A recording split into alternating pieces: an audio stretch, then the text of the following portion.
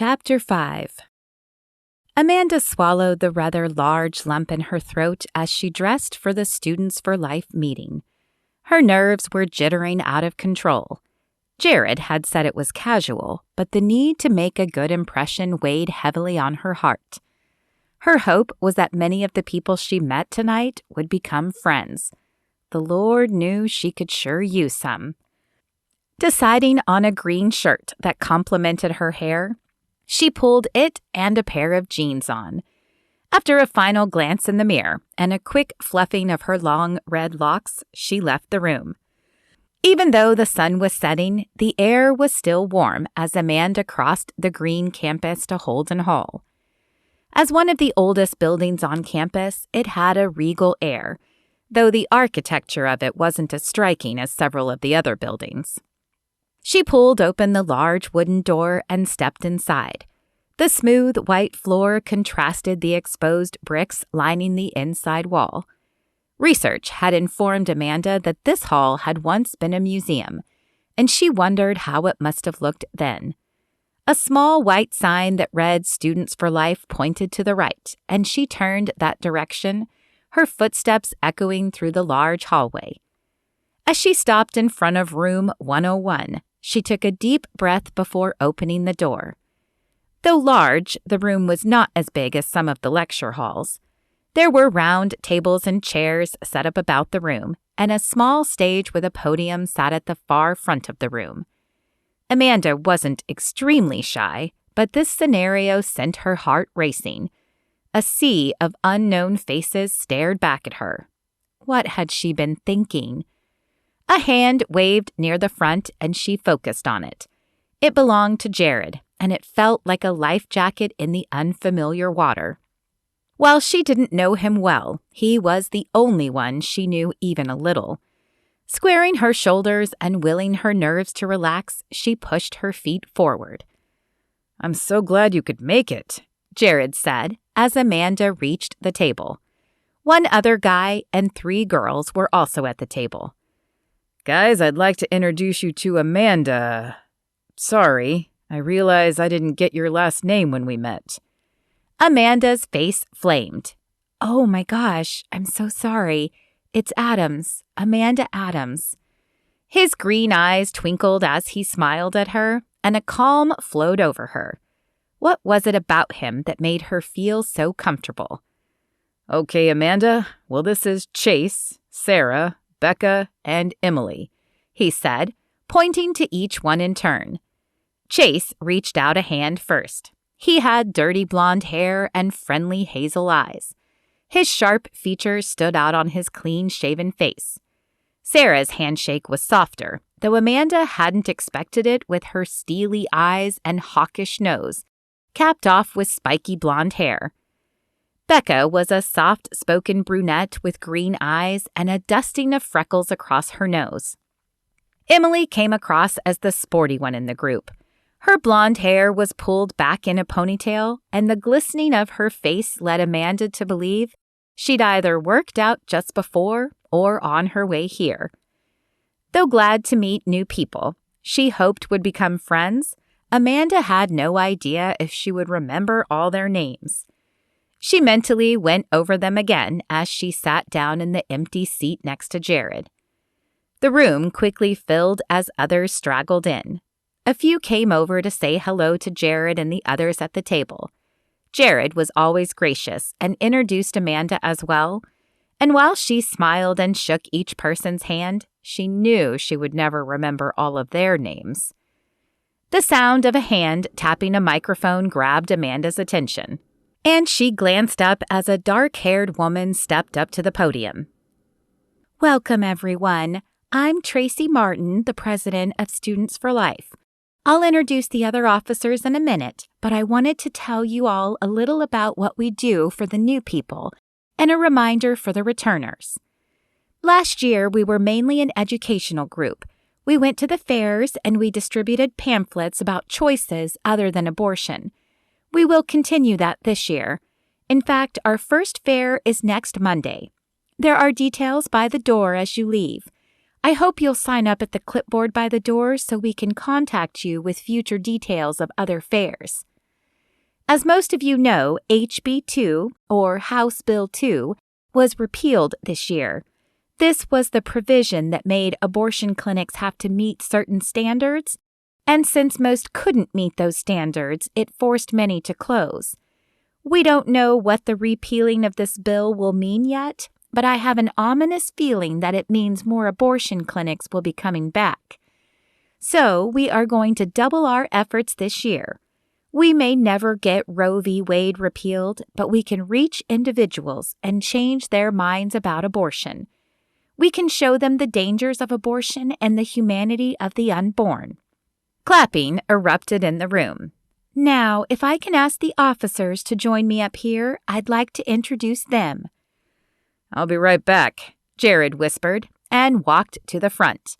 Amanda's eyes widened in surprise. She'd had no idea he was this involved. Sarah and Emily also stood and joined the group up front. This is Jared Masterson, our vice president. Jared is a junior and has been involved with us since his freshman year. He's had a heart for the unborn ever since his mother told him she'd aborted a sibling before him. Empathy tugged at Amanda's heart and tears pricked her eyes as she thought about her own siblings. She couldn't imagine knowing you should have a brother or sister, but that your mother had gotten rid of him or her. This is Emily Peters, Tracy continued, pointing to the petite blonde. She's a sophomore and our secretary.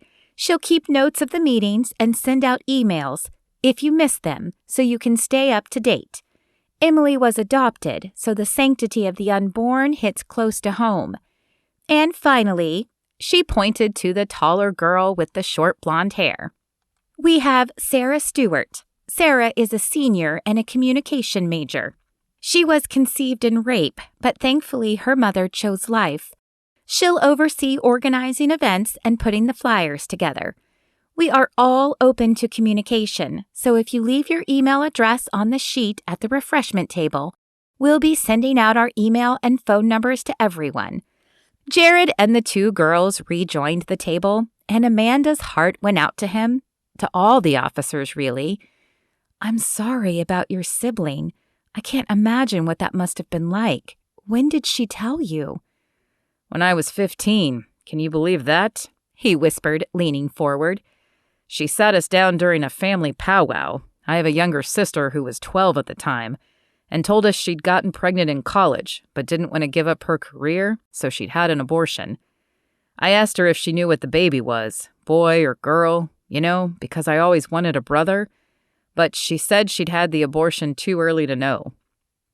I don't know why, but it made me question if she really loved us. She tried to impress how important choice was, and that all children should be wanted. She made the baby sound like an inconvenience, and I told her that there were thousands of families waiting to adopt. I thought then, and I still do now, that she was being selfish. Our relationship has suffered since. Oh, Jared, I'm so sorry. That has to be hard. Amanda had seen a few similar cases when she'd worked at JD's center. She still couldn't believe mothers would tell their children they had aborted a sibling, but the counselor on staff had said it was often the mother's way of processing her own guilt over the procedure. However, the news never sat well with the remaining kids, as, like Jared, they almost always questioned why they were saved, and not their brother or sister. He shrugged. It is what it is. It helped me find God. After that discussion, I was confused. I couldn't understand her, and it made me question everything. I found myself at church, and it was there I found healing. I pray for my mom every day to realize what she's done and repent, and I pray my sister doesn't follow in her footsteps. She'll be a freshman at college next year, and I know too well the temptations here. I'll add them to my prayer list too, Amanda said, laying a hand on his arm. I have a friend who runs the prayer group at my old church. I'll have her add them to the list. We have at least 50 people praying every week. Jared put his hand on hers and gazed into Amanda's eyes. A heat, starting at the point of contact, spread like wildfire up her arm, causing her heart to flip-flop. Thank you. I'd like that, he said. Now, what's your story? My story? Amanda stammered, trying to make her brain focus. She was having a hard time concentrating with his hand on her arm, as it was sending her heart jumping. Why was his touch affecting her? This is my 3rd year, he said. Everyone has a story, some reason why they are pro-life and willing to fight for it. Oh, Amanda nodded. Yeah, I have a story. My grandmother had a lot of physical issues growing up. When she married, the doctors told her she should never get pregnant, but she did. They recommended an abortion, but she chose to have the baby, and my uncle was born. A few years later, my grandmother got pregnant again, this time with my mother. The doctors told her if she didn't abort my mother, that she would die. If she had listened to those doctors, I wouldn't be here. So choosing life is personal to me, too. Did she die in childbirth? He asked. No. Amanda smiled. She lived until I was 10. That's a good story. It's amazing how our stories can be so different, yet we are affected the same. He squeezed her arm before removing his hand. Here, come with me. I want to introduce you to some of the others. He held out his hand and pulled Amanda to her feet. She followed him around the room, meeting other members of the club. Before she knew it, the room had thinned. Amanda glanced at her watch and realized she should be going too. She stopped at the table by the door to sign the email sheet before leaving. No way was she going to miss the chance of getting involved with this group. It was a perfect fit for her. Amanda glanced around for Jared, who had wandered off a moment before. She wanted to say goodbye, but he appeared deep in conversation with Sarah, so she decided she would just catch him later. As she pushed open the outside door, the chill of the night air shook her. The sun had fully set as the meeting had gone on, and now shadows loomed across the open campus. Amanda shivered, wishing she had come with someone so she wouldn't have to leave alone.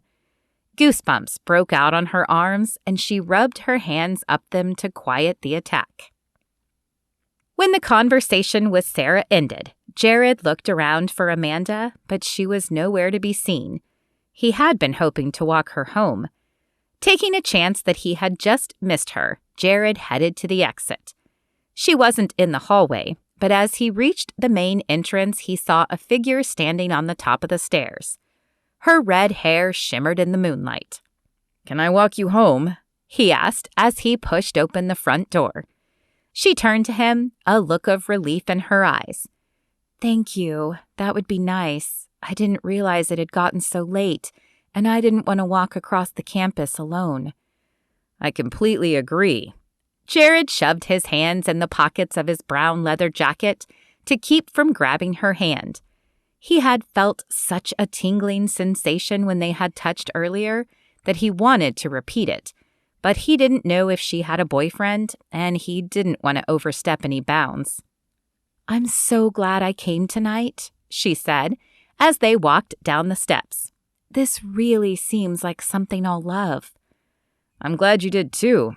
They forgot to mention it, but we have a small office in Holden Hall that we run on a volunteer basis. Mainly, we do a lot of planning there, but occasionally the phone rings. We have women who call us first if they aren't familiar with the clinics in the city, and we help get them set up. It's pretty boring most days and doesn't pay anything, but do you think you'd like to volunteer?" He held his breath as he waited for her answer. If she said yes, it would be a great way for him to get to know her better. Her green eyes sparkled. "I'd love to. I'm not looking for a job, just a way to help, and that sounds perfect. Besides, doing God's work is never boring." Her words brought a smile to his face. He had prayed so long to find a godly woman, and while he had met many, Amanda was the first one who had sent his heart racing. "Oh," she said with a sigh, "this is me." Jared swallowed his disappointment at the large dorm building. He didn't want to say goodnight to Amanda yet. "Thank you for allowing me to walk you home. I hope you can make it to the fair next week." He stopped just to the side of the front entrance and rocked back and forth on his heels. "I wouldn't miss it," she said. An awkward silence fell between them as Jared debated whether to ask her out or not. He opened his mouth to ask, but in the end he decided to wait. Closing his mouth, he lifted his hand in a small wave and walked away. "Lord, please give me wisdom about Amanda," he prayed silently as he returned to his dorm. "I feel a connection to her, but I want to follow your will." Amanda returned the wave and watched Jared walk away. For a second, she'd thought Jared was going to ask her out. The thought had excited and terrified her at the same time, because she was also seeing Caleb. But then he just walked away, leaving her even more confused. Had she misread his affections? Did it matter? She was dating Caleb, wasn't she? Of course, she had no idea what Caleb's idea of dating was. Her idea of dating was seeing only one person at a time, but she'd known many people in high school who went out with a different person each weekend. With a sigh, she mounted the steps and pulled open the large front door of the dorm. A part of her longed for the simpler times of high school. Jade looked up as Amanda entered the room. "What happened to you?" While Jade was not the first person Amanda would choose to confide in, she had no one else at the moment. "Do you think it's possible to like two guys at the same time?" Amanda asked slowly as she removed her jacket. Jade snorted. "Seriously? Of course it's possible. I didn't think it would be for you, being such a prude and all, but for the rest of us, it's pretty normal." Amanda let the rude comment slide. Her desire for knowledge outweighed a bruised ego tonight. "So how do you choose?" "Choose?" Jade wrinkled her forehead and looked at Amanda as if she were an alien. "You don't choose. You just date them both until you decide which you like more." "I can't do that," Amanda said, sitting on her bed. "Dating is about finding your perfect match. I couldn't date both at the same time, but I'm no longer sure which one I want to date more." Jade shook her head. "I don't think I'll ever understand you. If you date them both, you would be booked every Friday and Saturday night. Maybe they'll even compete and buy you things trying to win your affection. This could be very lucrative for you." Amanda's mouth dropped open. Was she serious? I could never do that. Stringing a guy along just to get presents would just be wrong. Besides, I'm not even sure Jared likes me. He had the chance and he didn't ask me out tonight. Maybe I just misread the signs. "Well then, problem solved," Jade said, turning back to her book. "Date the other one, whatever his name is." "It's Caleb," Amanda interjected. "Fine," Jade said, waving her hand in a dismissive gesture. "He was first, and this new guy sounds like a prude, if he even likes you."